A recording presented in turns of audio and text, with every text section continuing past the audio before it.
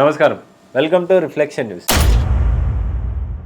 తిరుమల ఈ పేరు చెప్తే వెంకన్న స్వామికి బదులు ఇప్పుడు వివాదాలు గుర్తొస్తున్నాయి. గత 5 ఏళ్లలో తిరుమలలో ఎన్నో అరాచకాలు జరిగాయి.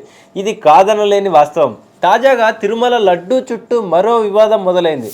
అతి పవిత్రమైన శ్రీవారి లడ్డూ ప్రసాదాన్ని తయారు చేయడానికి నెయ్యికి బదులు జంతువుల కొవ్వును వాడారంటూ ఏపీ ముఖ్యమంత్రి చంద్రబాబు నాయుడు సంచలన ఆరోపణ చేశాడు. గత వైఎస్ఆర్ కాంగ్రెస్ పార్టీ ప్రభుత్వ హయాంలో తిరుమలలో జగన్ లెక్కలేనన్ని దారుణాలకు పాల్పడ్డాడని, అందులో ఇది ఒకటి అంటూ స్వయంగా చంద్రబాబు నాయుడు ఆరోపణ చేయడంతో ఈ విషయం సంచలనంగా మారింది. తిరుమలలో అన్యమత ప్రచారం, మద్యం, మాంసం విక్రయాలు, ముస్లింల దుకాణాలు, ఇలా ఎన్నో దారుణాలు గత జగన్ ప్రభుత్వ హయాంలో మనం చూసాం.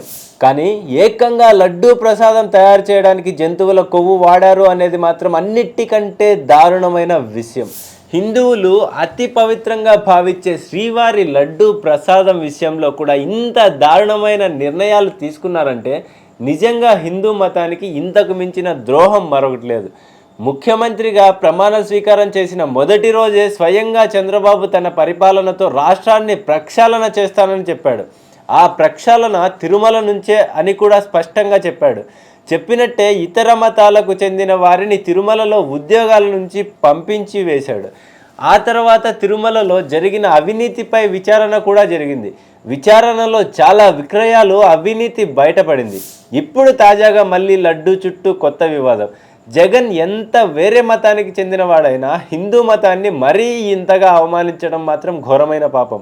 అండ్ ఈ లడ్డూలో ఈ నెయ్యికి బదులు జంతువుల కొవ్వు వాడడం అనేది ఎంతవరకు నిజమో దాని గురించి ఇంకా విచారణ జరిపి నిజానిజాలు బయటికి తెలిపి దానికి కారణమైన వాళ్ళందరినీ శిక్షించాలని కోరుతూ జై హింద్, జై భారత్.